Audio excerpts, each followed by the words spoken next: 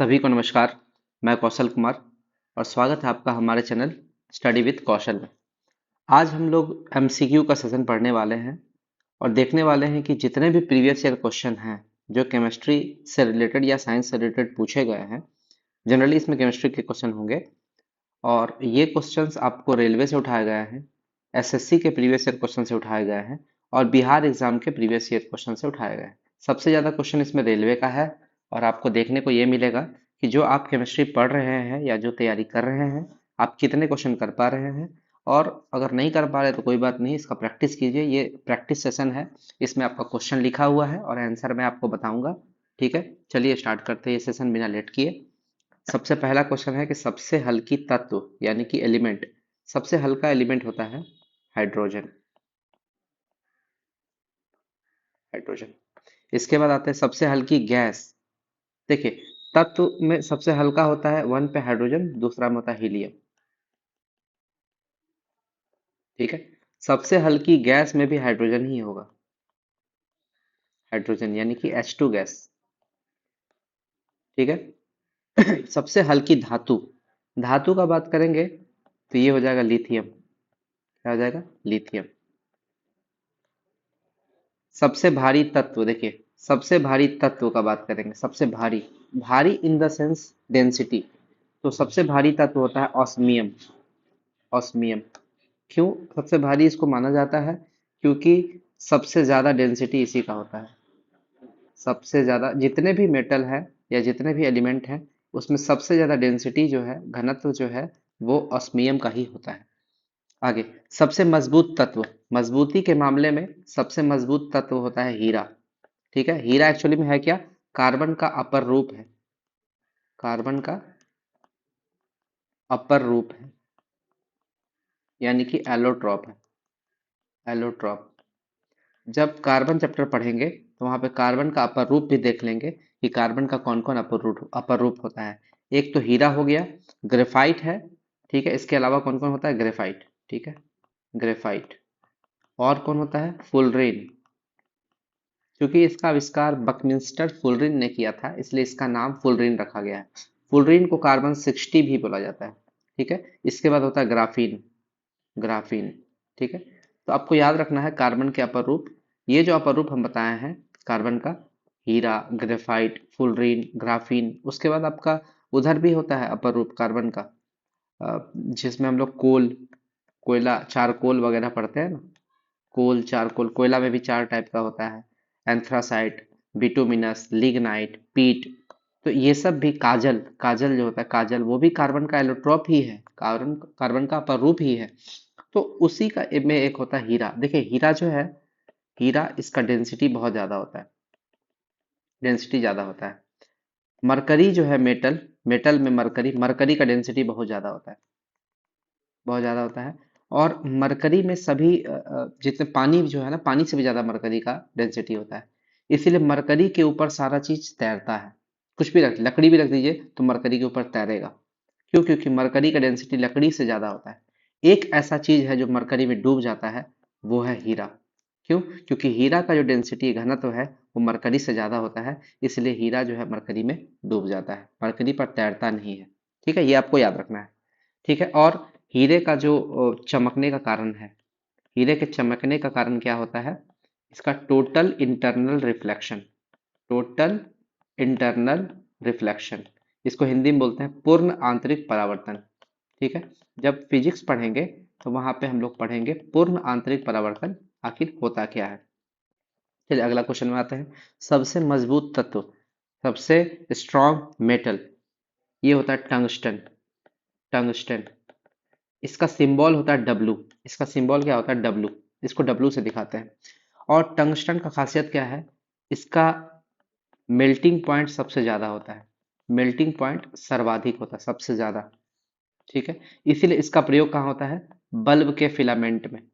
Bulb के filament में इसका प्रयोग होता है, फिलामेंट में, तंतु में, बल्ब के तंतु में यूज होता है। हालांकि अब तो एलईडी बल्ब ज्यादा यूज होने लगा है। पहले बल्ब जो यूज होता था, पीला वाला बल्ब, उसमें टंगस्टन यूज होता था। अब तो एलईडी बल्ब यूज हो रहा है, ट्यूबलाइट वगैरह यूज हो रहा है, तो टंगस्टन का यूज कम हो गया है। और टंगस्टन बहुत ज्यादा बिजली का खपत भी करता था, बिजली बहुत खाता था, इसलिए आजकल इसका यूज को कम कर दिया गया है। अगला क्वेश्चन, मैजिकल गैस या जादुई गैस किसको बोलते हैं? तो जादुई गैस गैस हम लोग बोलते हैं नियॉन को, नियॉन। ठीक है, ये एक इनर्ट गैस है, अक्रिय गैस है। ठीक है। स्ट्रेंजर गैस किसको बोलते हैं? स्ट्रेंजर गैस या इसी को बोलते हैं अजनबी गैस। अजनबी गैस बोलते हैं जेनॉन, जेनॉन को बोलते हैं। ठीक है, जेनॉन। ये भी इनर्ट गैस है, इनर्ट गैस। ठीक है। तो इनर्ट गैस कौन कौन होता है? ठीक है, helium, neon, argon, krypton, xenon और रेडॉन। ठीक है, ये टोटल टोटल कितना हो गया? 1 2 3 4 5 6, 6 इनर्ट गैस होता है। और इनर्ट गैस की खोज किसने की थी? रैमजे, एक साइंटिस्ट थे रैमजे। रैमजे ने इनर्ट गैस की खोज की थी। इसको कैसे याद कीजिएगा? हेमा, नेहा और करिश्मा जेरोक्स रूम में। ठीक है। और एक और लास्ट तत्व होता है ऑर्गेनेशन, ऑर्गेनेशन। ये 118वां तत्व है, सबसे लास्ट तत्व है ऑर्गेनेशन। ठीक है, कैसे याद कीजिएगा? हेमा, नेहा और करिश्मा जेरोक्स रूम में ओझल। ठीक है। तो ये आपका ग्रुप 18 में आता है इनर्ट गैस। और मेंडलीव का पीरियोडिक टेबल का बात करेंगे तो ग्रुप 0 में आता है। मेंडलीव के पीरियोडिक टेबल में इनर्ट गैसेस को ग्रुप 0 में दर्शाया गया था, और मॉडर्न पीरियोडिक टेबल में ग्रुप 18, ग्रुप 18 में। ठीक है, चलिए आगे आते हैं। इनर्ट गैस तो पढ़ लिए, इनर्ट मेटल भी होता है, जिसको हम लोग क्या बोलते हैं? अक्रिय मेटल या फिर उत्कृष्ट मेटल। ठीक है, इसमें आपका कौन कौन आता है? 3 वो होता है। ठीक है, जनरली याद रखिएगा, सिल्वर, गोल्ड और प्लेटिनम। सिल्वर, गोल्ड, प्लेटिनम, ये सामान्यतया अक्रियाशील होते हैं। सामान्यतः क्या होते हैं? अक्रियाशील, यानी कि किसी से भी रिएक्ट नहीं करते हैं, अक्रियाशील होते हैं। ठीक है, अगला क्वेश्चन में आता है क्वाइन मेटल। क्वाइन मेटल यानी कि सिक्का धातुएं किसको बोलते हैं? तो ये बोलते हैं ग्रुप 11 के मेंबर को, जो ग्रुप 11 में पाए जाते हैं। ग्रुप 11 किस में होता है? डी ब्लॉक में। जब आप पीरियोडिक टेबल पढ़ा चुके हैं, डी ब्लॉक में होता है ग्रुप 11। और इसको सिक्का धातु भी बोलते हैं। इसमें कौन कौन आता है? Copper, silver, gold. कॉपर यानी कि तांबा, सिल्वर यानी कि चांदी, गोल्ड यानी कि सोना। और इस तीनों से पहले देखते थे सिक्का बनाई जाती थी, सिक्का बनाया जाता था, तांबे का सिक्का, चांदी का सिक्का, सोने का सिक्का। इसलिए इस ग्रुप को, ग्रुप 11 को हम लोग क्या बोलते हैं? क्वाइन मेटल बोलते हैं। ठीक है, आगे आते हैं rare earth metal. Rare earth metal जो है, जिसको दुर्लभ मृदा धातु बोलते हैं, ये टोटल 17 है, टोटल 17 है। और ये ग्रुप 3 का मेंबर है, यानी कि इसमें टोटल 17 मेंबर है और ये ग्रुप 3 का मेंबर है। ठीक है। और इसमें 17 कैसे हो गया? तो इसमें स्कैडमियम होगा, इथ्रियम होगा, लेंथेनम होगा, और देखिए 1 2 3 हो गया यहाँ पर, 1 2 3। और लेंथेनाइड, लेंथेनम के बाद क्या आता है? लेंथेनाइड। लेंथेनाइड में आपका 14 हो गया, 14 हो गया। ठीक है, तो 14 15 16 17। ठीक है, आप बोलिएगा सर ग्रुप में एक्टिनाइड भी तो होता है, एक्टिनाइड भी तो होता है, वो भी तो 14 है। और एक्टिनियम भी तो होता है, एक्टिनियम। आप इसको क्यों नहीं जोड़े? याद रखिएगा, एक्टिनियम और एक्टिनाइड जो है वो रेडियो एक्टिव है, इसलिए इसको काउंट नहीं करते हैं। तो काउंट करेंगे सिर्फ स्कैडमियम, इथ्रियम, लैंथेनम और लैंथेनाइड। टोटल 14 और 15 16 17। ये जो लैंथेनाइड है, ये एफ ब्लॉक एलिमेंट में आता है, एफ ब्लॉक एलिमेंट। ठीक है। और डी ब्लॉक को हम लोग क्या बोलते हैं? Transition element. क्या बोलते हैं? Transition element, element. क्योंकि डी ब्लॉक के अंदर ही एफ ब्लॉक होता है, इसलिए एफ ब्लॉक एलिमेंट को क्या बोलते हैं? Inner transition element, inner transition element. ये आपको एग्जाम में पूछा जाता है क्वेश्चन। डी ब्लॉक एलिमेंट को ट्रांजिशन एलिमेंट बोलते हैं, एफ ब्लॉक को इनर ट्रांजिशन एलिमेंट बोलते हैं। ये बार बार एग्जाम में पूछेगा, आपको गलती नहीं करना है, इसको सही मारना है। इसके बाद आता है वैलेंस इलेक्ट्रॉन। वैलेंस इलेक्ट्रॉन क्या होता है? संयोजी इलेक्ट्रॉन इसको बोलते हैं हिंदी में। ये बाहरी कक्षा में जो आउटर मोस्ट सेल होता है ना, आउटर मोस्ट सेल, उसमें जो इलेक्ट्रॉन होता है, बाहरी कक्षा के इलेक्ट्रॉन को बोला जाता है वैलेंस इलेक्ट्रॉन। ठीक है। फिर आपसे पूछेगा कोर इलेक्ट्रॉन क्या होता है, तो बाहरी इलेक्ट्रॉन को छोड़ दीजिए, बाकी सभी इलेक्ट्रॉन कोर इलेक्ट्रॉन कहलाएगा। यानी कि बाहरी इलेक्ट्रॉन को छोड़कर अन्य सभी इलेक्ट्रॉन, अन्य जितना भी इलेक्ट्रॉन होगा वो कोर इलेक्ट्रॉन में आ जाएगा। एक एग्जाम्पल लेके समझा देते हैं। सोडियम का बात करते हैं। सोडियम का एटॉमिक नंबर होता है 11। इसका अगर इलेक्ट्रॉनिक विन्यास लिखेंगे तो 2, 8 और 1, यानी कि पहला सेल में 2 इलेक्ट्रॉन, दूसरा सेल में 8 इलेक्ट्रॉन और लास्ट सेल में 1 इलेक्ट्रॉन। तो इसका वैलेंस इलेक्ट्रॉन क्या हो गया, बाहरी कक्षा वाला, यानी कि 1। वैलेंस इलेक्ट्रॉन हो गया 1। लेकिन इसका कोर इलेक्ट्रॉन का बात करेंगे तो बाकी जो बचा 10। तो कोर इलेक्ट्रॉन का संख्या हो गया 10। ठीक है। उसी तरह अगर मान लीजिए क्लोरीन का बात करते हैं, क्लोरीन का 17, इसको लिखेंगे 2, 8 और 7। तो वैलेंस इलेक्ट्रॉन हो जाएगा इसका 7, और वही अगर कोर इलेक्ट्रॉन का बात करेंगे तो वो हो जाएगा 10। यानी कि कोर इलेक्ट्रॉन सोडियम के लिए और क्लोरीन के लिए सेम है, लेकिन वैलेंस इलेक्ट्रॉन सोडियम के केस में 1 है और क्लोरीन के केस में 7 है। ये आपको याद रखना है। ठीक, आगे आते हैं। सबसे लास्ट प्राकृतिक तत्व किसको बोलते हैं, तो सबसे अंतिम प्राकृतिक तत्व जो है हमारा, उसका नाम है यूरेनियम। यूरेनियम। और केस को मिटा लेते हैं, नहीं तो दिक्कत होगा देखने में समझने में। ठीक है। सब अंतिम प्राकृतिक तत्व कौन है, यूरेनियम 92। इसका एटॉमिक नंबर होता है 92। ठीक है। और यूरेनियम का ओर का नाम क्या है, पिच ब्लेंड। पिच ब्लेंड, ये यूरेनियम का ओर है, ये भी आपको याद रखना है। ठीक है। और यूरेनियम को दर्शाते कैसे हैं, यू से, यू। और यूरेनियम 235 का प्रयोग होता है न्यूक्लियर रिएक्टर में, यूरेनियम 235। आगे बढ़ते हैं। प्रथम कृत्रिम रूप से तैयार किया गया था, तो अगर आपसे पूछे प्रथम कृत्रिम रूप से तैयार किया गया तत्व, तो इसका आंसर हो जाएगा टेक्नीशियम। टेक्नीशियम। और इसका यूज कहाँ किया गया था, मेंडलीव के पीरियोडिक टेबल में, टीसी, इसको टेक्नीशियम बोलते हैं, टीसी। और इसका टेक्नीशियन का एटॉमिक नंबर होता है 99। 99। ठीक है। अब आपसे बोलेगा प्रथम खोजा गया तत्व। सबसे पहले जो खोजा गया तत्व था वो था फास्फोरस। फास्फोरस। ठीक है। और इस तत्व को खोजा था 1669 में, किसके द्वारा, Hennig Brand. Hennig Brandt, Brandt के द्वारा। और ये हेनिंग ब्रांट जो है वो जर्मनी के रहने वाले थे, ये भी आपको याद रखना है। चलिए आगे आते हैं। उर्वरक में मौजूद मुख्य तत्व कौन होता है, एनपीके। आपको यही याद रखना है, एनपीके, यानी कि nitrogen, phosphorus, potassium. Nitrogen, phosphorus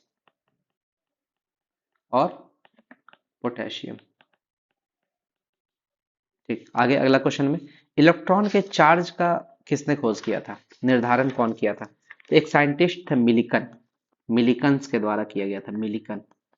और मिलिकन ने एक एक्सपेरिमेंट किया था, इस एक्सपेरिमेंट को बोलते हैं ऑयल ड्रॉप एक्सपेरिमेंट। तो मिलिकन्स ऑयल ड्रॉप एक्सपेरिमेंट में इलेक्ट्रॉन में जो चार्ज होता है, इलेक्ट्रॉन में कितना चार्ज होता है, 1.6 इंटू 10⁻19 कूलम, लेकिन नेगेटिव में, नेगेटिव में चार्ज होता है। तो ये जो चार्ज है, इस चार्ज का निर्धारण करने वाले जो साइंटिस्ट थे उनका नाम है मिलिकन। ये रेलवे में पूछा हुआ क्वेश्चन है, बहुत लोग इसमें फेल कर गए, नहीं बता पाए। चलिए आगे आते हैं। ऑक्सीजन के खोजकर्ता कौन है, ऑक्सीजन के खोजकर्ता का नाम है प्रिस्टले। क्या है, प्रिस्टले। कहीं कहीं प्रिस्टले एंड सीले भी लिख देता है, तो आपको दोनों याद रखना है, प्रिस्टले एंड सीले। ठीक है। आगे आते हैं। नाइट्रोजन के खोजकर्ता है रदरफोर्ड। Rutherford, Rutherford. ठीक है। और रदरफोर्ड का क्या बात करें, रदरफोर्ड जो है नाभिक का भी खोज किए थे, नाभिक यानी कि न्यूक्लियस, नाभिक का खोज। और रदरफोर्ड के बारे में कुछ बताइए, अल्फा बीटा गामा रेज की खोज की थी। अल्फा बीटा और गामा रेज की खोज रदरफोर्ड ने ही की थी। ठीक है। और हाइड्रोजन के खोजकर्ता कौन है? देखिए, हाइड्रोजन को खोजकर्ता और जी के खोजकर्ता दोनों सेम आदमी है। यानी कि जिसने हाइड्रोजन का खोज किया है उन्होंने ही गुरुत्वाकर्षण नियतांक यानी कि जी का खोज किया है, और इसका नाम है Henry Cavendish. Henry Cavendish. Cavendish. चलिए अगला क्वेश्चन में आते हैं। अक्रिय गैस यानी कि इनर्ट गैस की खोजकर्ता कौन है? इनर्ट गैस के खोजकर्ता है रैमजे। बार बार आपको बताता हूँ, याद करना इस चीज को, रैमजे। आपसे एक क्वेश्चन पूछ सकता है, हीलियम के खोजकर्ता कौन है? हीलियम। हीलियम का खोजकर्ता है लॉशेयर। लॉशेयर। लॉशेयर। ठीक है। गामा रेज के खोजकर्ता कौन है? Gamma rays. देखिए, आपसे अगर पूछेगा अल्फा बीटा और गामा रेज का सम्मिलित रूप से खोज कौन किया है, तो रदरफोर्ड। लेकिन सिर्फ गामा रे आपसे पूछेगा तो इसका आंसर हो जाएगा Paul Willard. Paul Willard. Paul Willard. ठीक है। चलिए अगला क्वेश्चन में आते हैं। एक पत्थर के पीले रंग होने का कारण क्या है? एक पत्थर के पीले या लाल रंग होने का कारण होता है ऑक्सीडेशन। पत्थर का ऑक्सीडेशन होना यानी कि ऑक्सीकरण होना। पत्थर जब ऑक्सीडाइज्ड हो जाता है, ऑक्सीकरण हो जाता है उसका, तो पत्थर का रंग या तो लाल हो जाएगा या तो पीला हो जाएगा। ठीक है। तो ये होता है ऑक्सीडेशन। अब आपसे पूछेगा ग्लास यानी कि कांच। देखते होंगे कोई कांच हरा रंग का है, कोई कांच लाल रंग का है। तो कांच के रंग का कारण क्या होता है? Metal oxide. उस कांच में मौजूद मेटल ऑक्साइड यानी कि धात्विक ऑक्साइड। कांच जो है धात्विक ऑक्साइड से बना होता है, जिस धात्विक ऑक्साइड के कारण उसका रंग चेंज होता है, धातु ऑक्साइड के कारण। जैसे कॉपर ऑक्साइड ले लेंगे तो कांच का रंग नीला हो जाएगा। ठीक है, नीला कांच बना देंगे। तो इस टाइप से आपको, जब मैं आपको ग्लास पढ़ाऊंगा, केमिस्ट्री इन एवरीडे लाइफ, तो उस चैप्टर में बताऊंगा ग्लास का कितना रंग होता है और ग्लास के रंग का कारण क्या है। कौन सा ग्लास का कब यूज करते हैं, फ्लिंट ग्लास कहाँ यूज होता है, पायरेक्स कांच कहाँ यूज होता है। ठीक है। लैब उपकरण में आपका कौन सा ग्लास यूज किया जाता है, फोटोक्रोमेटिक ग्लास कहाँ पर यूज होता है। ठीक है। आपका बुलेट प्रूफ ग्लास बनाने में पॉलीकार्बोनेट का यूज किया जाता है। तो ये जितने भी तरह के कांच हैं, क्रुक्स ग्लास कहाँ पर यूज होता है, तो ये सब क्वेश्चन आपका एग्जाम में पूछेगा, तो वो मैं आपको बाद में बता दूंगा। चलिए आगे आते हैं। वाटर का बॉइलिंग, वाटर देखिए, यहाँ पर आपको क्वेश्चन क्या, वाटर, अल्कोहल और कार्बोक्सिलिक एसिड, इस तीनों का जो बॉइलिंग पॉइंट होता है वो सामान्य से अधिक होता है। मतलब वाटर का बॉइलिंग पॉइंट होना चाहिए था 80 से 90 के बीच में, लेकिन ये होता कितना है, हम लोग पढ़े हैं 100 डिग्री सेल्सियस। आखिर ऐसा क्यों है? 10 से 20 डिग्री सेल्सियस बढ़ा क्यों? उसके बढ़ने का कारण है इसमें मौजूद हाइड्रोजन बॉन्ड। ठीक है। यानी कि इसके मॉलिक्यूल्स के बीच, अणुओं के बीच हाइड्रोजन बॉन्ड होता है।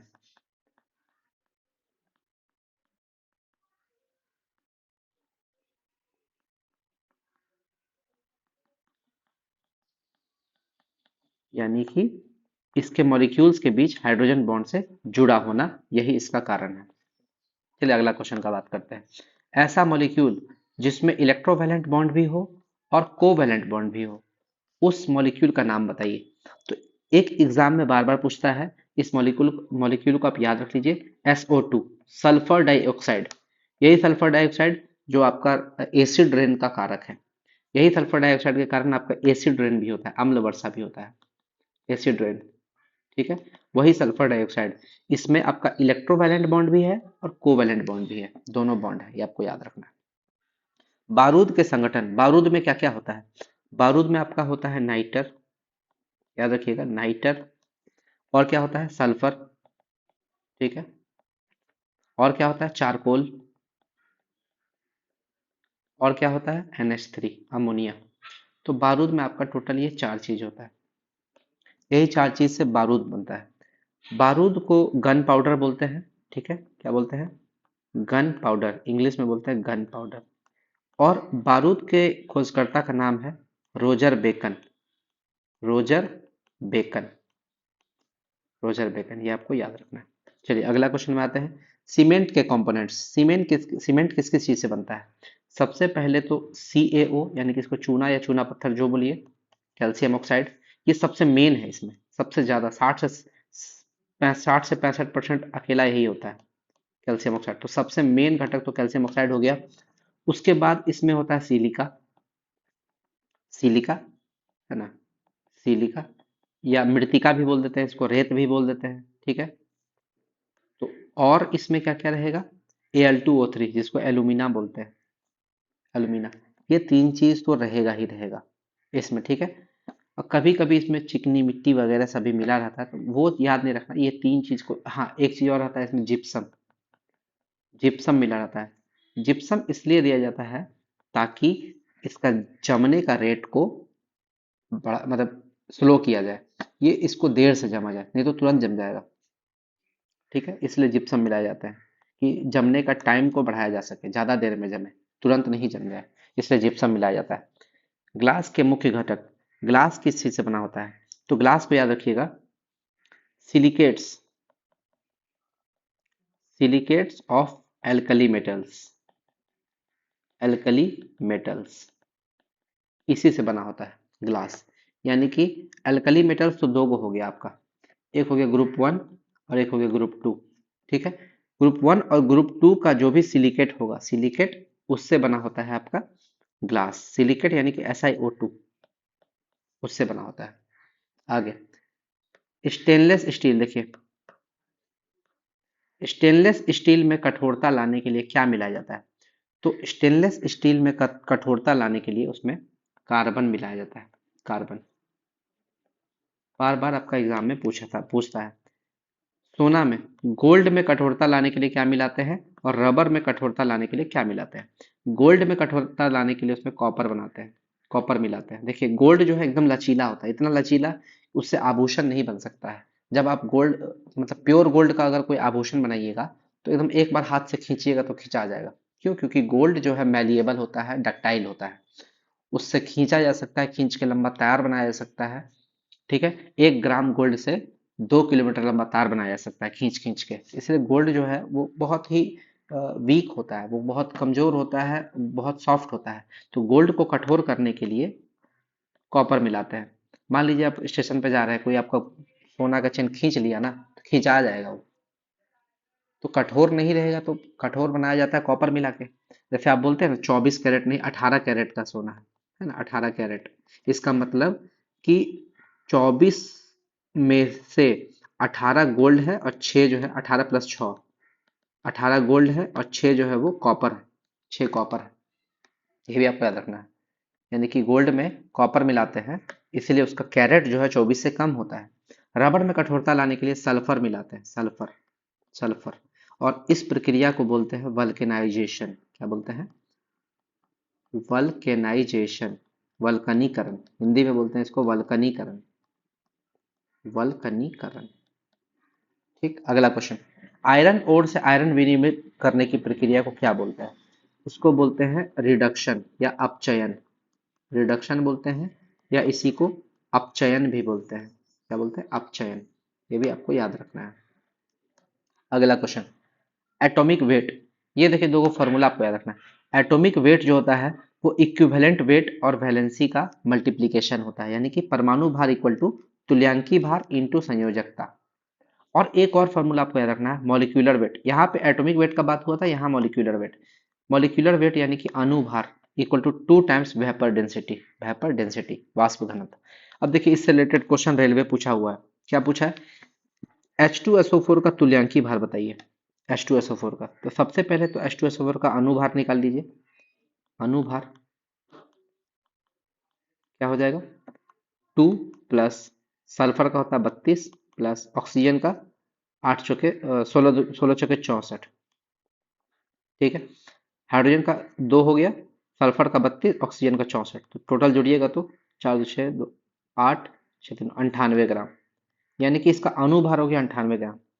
और तुल्यांकी भार का अगर बात करें, तो तुल्यांकी भार इक्वल टू 98 ग्राम बटा संयोजकता। संयोजकता कितना है, कितना हाइड्रोजन है इसमें, 2 हाइड्रोजन है, तो 2 से डिवाइड कर देंगे, तो ये हो जाएगा 49 ग्राम।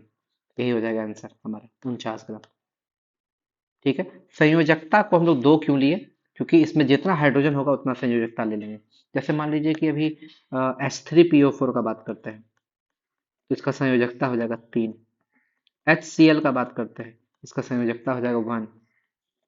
उसके बाद HNO3 का बात करते हैं, इसका संयोजकता हो जाएगा 1, क्योंकि जितना हाइड्रोजन है उतना ही उसका संयोजकता लेते हैं। तो इस टाइप का अगर आपसे क्वेश्चन पूछेगा एग्जाम में तो वो बन जाएगा। 49 ग्राम हो गया इसका आंसर। अगला क्वेश्चन, किसी अणु का वाष्पीय घनत्व यानी कि वेपर डेंसिटी आपका दे दिया है, वेपर डेंसिटी दे दिया है कितना 40, तो उसका अणुभार कितना होगा। तो हम जानते हैं कि अणुभार जो होता है, अणुभार 2 टाइम्स वेपर डेंसिटी होता है, तो यहाँ पर कितना हो जाएगा 2 टाइम्स 40, यहाँ आंसर हो जाएगा 80। ये कितना आसान क्वेश्चन है, बस आपको फॉर्मूला याद रखना है। ठीक है, अगला क्वेश्चन है। अगला क्वेश्चन यहाँ देखिए, ये अमोनिया का वाष्पीय घनत्व क्या होगा। अमोनिया को हम लोग क्या लिखते हैं NH3। ठीक है, NH3 का वेट कितना हो जाएगा, 7 दूनी 14 प्लस 3 17। ठीक है, तो ये तो हो गया 17, क्या हो गया अनुभार, अनुभार अनुभार हो गया। लेकिन हम लोग को क्या निकालना है, वेपर डेंसिटी। तो वेपर डेंसिटी क्या होता है, मॉलिक्यूलर वेट बटा 2, तो हो जाएगा 17/2, ये हो जाएगा 8.5। वेपर डेंसिटी हो गया इसका 8.5, यही हो गया इसका आंसर। अगला क्वेश्चन, पुरानी किताबों का कागज ब्राउन रंग का हो जाता है, कारण बताइए। ब्राउन रंग का हो जाता है, उसका कारण क्या है। तो पुरानी किताबों का जो कलर है वो ब्राउन रंग का हो जाता है। ये किताब में मौजूद होता है, जब कोई भी किताब बनता है, पेपर बनता है, वो सेलुलोज से बनता है। तो सेलुलोज जो है उसका ऑक्सीडेशन होता है, सेलुलोज के ऑक्सीडेशन के कारण उसका कलर ब्राउन हो जाता है, कारण। ठीक है, सेलुलोज के ऑक्सीडेशन के कारण उसका रंग ब्राउन हो जाता है। OF2, अगला क्वेश्चन है, OF2 में ऑक्सीजन की ऑक्सीडेशन नंबर क्या होगी। OF2 देखिए, फ्लोरीन जो है प्रबल ऑक्सीकारक है, इसका ऑक्सीडेशन नंबर होता है -1। ठीक है, तो चूंकि यहाँ दो दो फ्लोरीन है, इसलिए यहाँ पे क्या हो जाएगा, ऑक्सीजन का मान लीजिए X और दो फ्लोरीन का हो जाएगा -2 और टोटल 0, क्योंकि किसी भी अणु का टोटल ऑक्सीडेशन नंबर जो होता है वो 0 होता है, टोटल हो जाएगा 0। और इसमें हो जाएगा ऑक्सीजन का X मान लीजिए, क्योंकि हमको ऑक्सीजन का ऑक्सीडेशन नंबर निकालना है। ठीक है, तो X कितना हो जाएगा हमारा, X इक्वल टू +2, यानी कि ऑक्सीजन का ऑक्सीडेशन नंबर जो हम लोग पढ़ते थे -2 होता है, यहाँ पर +2 है, पॉजिटिव है। क्यों, क्योंकि ऑक्सीजन का टक्कर किससे हुआ है, फ्लोरीन से। ऑक्सीजन हर जगह नेगेटिव रहेगा, लेकिन जब उसका टक्कर फ्लोरीन से होगा तो वहां पर ऑक्सीजन पॉजिटिव हो जाएगा। आगे इसमें देखिए, इसमें अगला क्वेश्चन क्या बोल रहा है, K4NiCN4 में निकेल का ऑक्सीडेशन नंबर बताइए। तो देखिए, किसी भी मॉलिक्यूल का अगर हम लोग बात करें तो इसका टोटल टोटल जो है 0 होता है, क्योंकि इसमें कोई चार्ज नहीं है, तो इसका भी टोटल 0 होगा। पोटेशियम का होता है +1।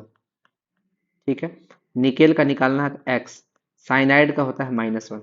ये आपको जब मैं ऑक्सीडेशन नंबर पढ़ाऊंगा केमिकल रिएक्शन तो वहां पे समझ में आएगा। तो +1 होता है पोटेशियम का, तो 4 पोटेशियम है तो +4, निकेल एगो है तो X, साइनाइड 4 गो है तो -4, और टोटल जब कर देंगे तो 0।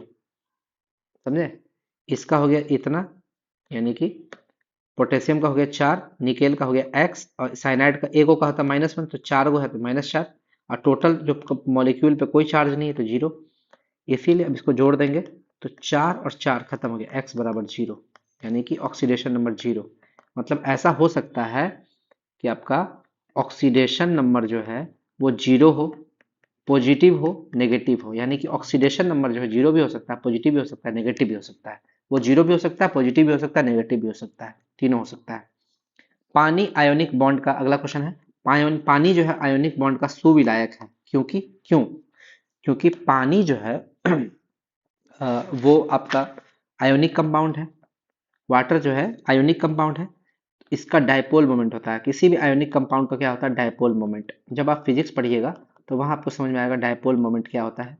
जहां पर एक जगह पॉजिटिव चार्ज हो और एक जगह नेगेटिव चार्ज हो, और दोनों पॉजिटिव और नेगेटिव चार्ज कुछ डिस्टेंस पर हो, तो उसका डायपोल मोमेंट होता है। तो इसका डायपोल मोमेंट अधिक होता है पानी का, 81 होता है, हम लोग पढ़े थे शायद 81 या 80 के अराउंड होता है। डायपोल मोमेंट इसका अधिक होने के कारण क्या होता है, ये किसी भी आयोनिक बॉन्ड को तोड़ देता है, होने के कारण यह आयोनिक बॉन्ड को तोड़ देता है। यही कारण है कि आयोनिक बॉन्ड उसमें घुल जाता है। जैसे एग्जाम्पल के तौर पर आयोनिक बॉन्ड का एग्जाम्पल लेते हैं NaCl। NaCl जब NaCl को पानी में मिलाएंगे तो ये Na प्लस में और Cl माइनस में टूट जाएगा, अलग अलग हो जाएगा दोनों। Na प्लस अलग हो जाएगा और Cl माइनस अलग हो जाएगा। ठीक है, अगला रोलर बियरिंग के लिए। रोलर बियरिंग जो साइकिल में, बाइक में वगैरह सब में यूज होता है, गोल गोल गोल रोलर बियरिंग, है ना, उसमें क्या यूज हो, उसमें उसका यूज क्यों किया जाता है? सेमी सॉलिड लुब्रिकेंट की आवश्यकता पड़ती है उसमें, इसलिए उसमें ग्रीस वगैरह लगाते हैं। सेमी सॉलिड लुब्रिकेंट यानी कि वो ना तो लिक्विड है ना तो सॉलिड है, उसके बीच का है, इसलिए इसको सेमी सॉलिड लिक्विड लुब्रिकेंट, या इसको आप ग्रीस बोल देते हैं। क्या बोलते हैं? ग्रीस, है ना, ग्रीस लगा दिए तो वो क्या करता है, वो अच्छा रोलर बियरिंग जो है घिसता नहीं है एक दूसरे के पास। अगला अगला क्वेश्चन है, अणुओं की गति गैस में, द्रव में और ठोस में किस में ज्यादा होगा?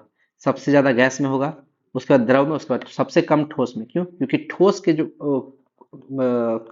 एटम्स होते हैं वो चिपके हुए होते हैं, इसका मॉलिक्यूल का गति होगा ही नहीं ज्यादा।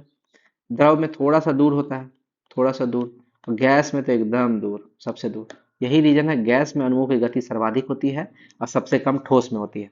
लेकिन एक बात इसमें याद रखना है कि जब तापमान बढ़ाएंगे ना, तो तापमान बढ़ाने से गैस का मतलब अणुओं की गति बढ़ती है। तापमान बढ़ाने से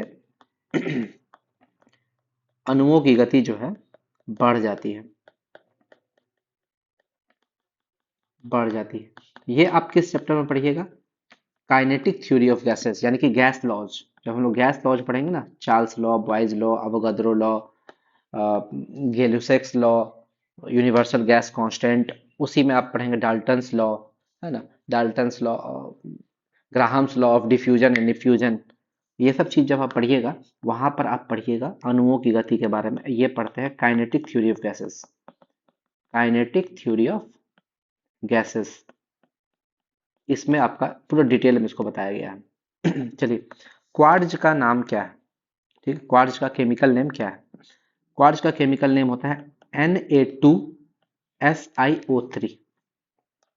ठीक है, अब इसको क्या बोलते हैं? Sodium silicate, sodium silicate, sodium silicate बोलते हैं इसको। अगला, अल्फा बीटा तथा, ये तो बता चुके हैं, अल्फा बीटा और गामा किरणों की सम्मिलित रूप से खोज कौन की थी? रदरफोर्ड।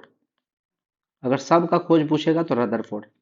ठीक है, लेकिन अगर सिर्फ आपसे गामा रे का खोज, गामा रे के बारे में पूछेगा, पॉल विलार्ड, पॉल विलार्ड। ठीक है, अगला क्वेश्चन, कांच पर प्रहार करने वाला हैलोजन कौन होता है? कांच पर प्रहार करने वाला हैलोजन को बोलते हैं फ्लोरीन, फ्लोरीन। ठीक है, कांच पर लिखने के लिए हाइड्रोजन फ्लोराइड का यूज होता है, हाइड्रोजन फ्लोराइड, इसका यूज होता है कांच पर लिखने के लिए। जैसे कांच पर डालते हैं वो कांच पर गोदने के लिए या उस पर खुदाई करने के लिए, तो इसका मतलब, इसका प्रयोग, हाइड्रोजन फ्लोराइड का प्रयोग कहाँ किया जाता है? इसका प्रयोग कांच पर खुदाई करने या लिखने के लिए, खुदाई करने या लिखने के लिए किया जाता है, कांच पर लिखने के लिए किया जाता है। तो ये था आपका क्वेश्चन। अगला, इलेक्ट्रोकेमिकल इक्विवेलेंट क्या होता है? इलेक्ट्रोकेमिकल इक्विवेलेंट, ECE, शॉर्टकट में इसको क्या बोलते हैं? ECE। तो ये होता है electrochemical equivalent, atomic weight divided by valency into 96500। ये 96500 किसने दिया था?